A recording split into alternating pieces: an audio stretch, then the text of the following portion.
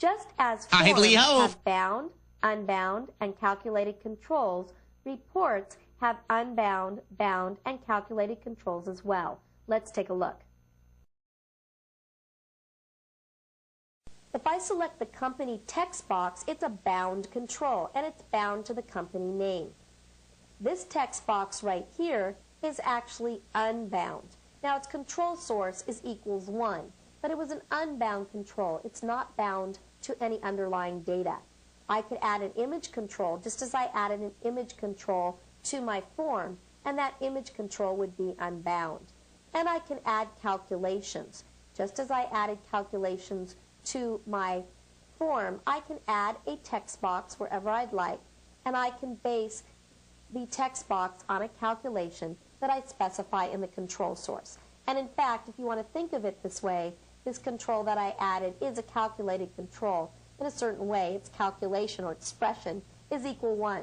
So it's not a very sophisticated calculation, but it is a sort of calculation.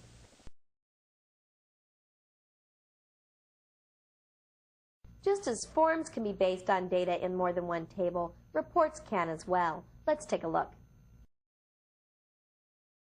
I'm going to close RPT customers, indicating yes, I want to save changes to it.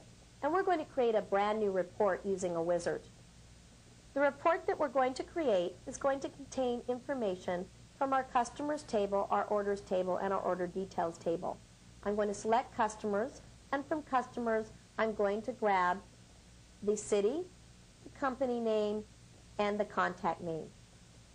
From the orders table, I'm going to grab the order ID, the order date, the ship via, and the freight. And from order details, actually from products, I'm going to grab the product name. And from order details, I'm going to grab the unit price and the quantity. Clicking next, I go to the next step, where I'm asked how I want to view my data. I'm going to view my data by orders, so that I have all the order information up here, as well as the customer information, and then I have the product information down here. I'm going to opt, though, to group by city, so that I have a grouping by city, and I'm going to click Next. Within a particular grouping, I'm going to be in order by my product name. I can also go into Summary Operations, and I can do something such as total the quantity. So I'm going to cancel out of here and click Next to go to the next step. My report is going to be aligned to the left, and I'm going to go in landscape mode, and I'm going to adjust the field width so that all fields fit on a page. I'm going to click Next. I'm going to go with the casual look again, and the title is also going to become the name of the report, and I'm going to call it RPT Order Information. I'm going to go ahead and preview the report and clicking Finish.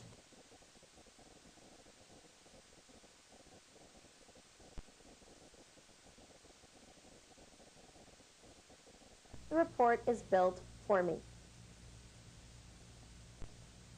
And here we have the report that we built, containing all the customer and order information, and then the order detail down below it. If I go to Design View and take a look, notice that if we look at the record source of the report, I click the Build button, notice that a SQL statement was built behind this report. And the SQL statement joins the customers, orders, order details, and products table and pulls the appropriate data. So you can see that this report is indeed based on data from multiple tables.